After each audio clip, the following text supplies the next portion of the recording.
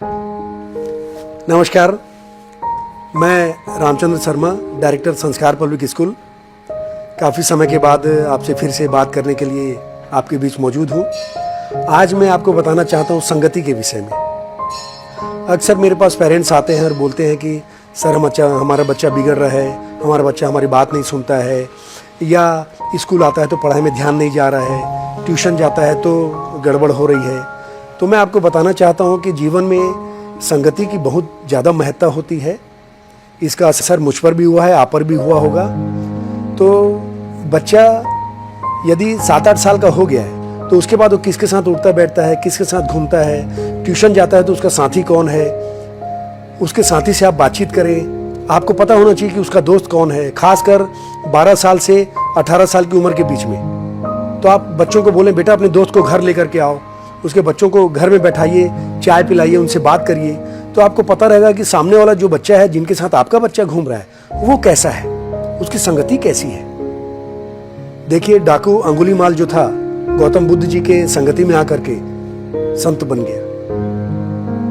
और वहीं अच्छे से अच्छा व्यक्ति यदि नशा करने वाले गुंडे मौलवियों के साथ रहने लगता है तो वैसा बन जाता है।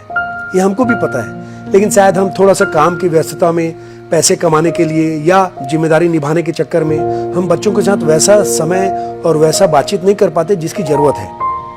तो मैं तो ये कहूँगा कि माता पिता ही बच्चे के दोस्त बने, दादा दादी उनके दोस्त बने, उनसे बात करें, हर प्रकार की बात उनसे पूछें, बेटा आज स्कूल में क्या हुआ, कैसे हुआ।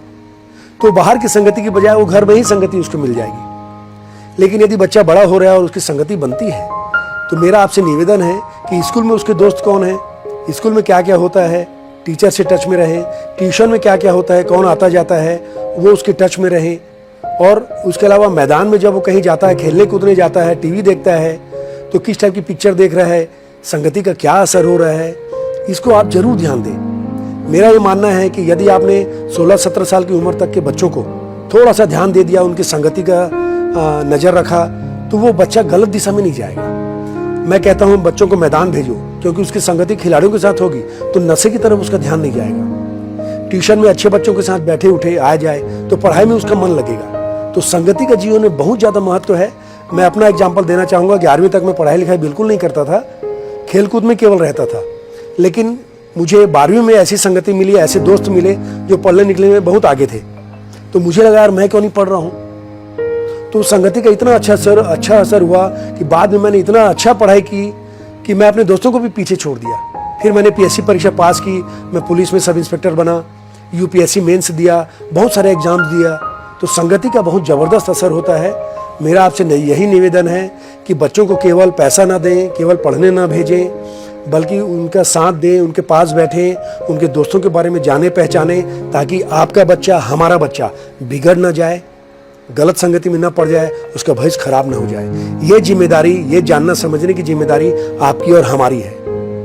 तो मेरा आपसे निवेदन है, बात को गंभीरता से लें और वैसी ही चीज़ों को ध्यान रखें, उसकी अच्छी संगति बनाएं, उसके साथ बैठे उठे बात करें, उसे दोस्त बनाएं, उसे करियर के बारे में बताएं।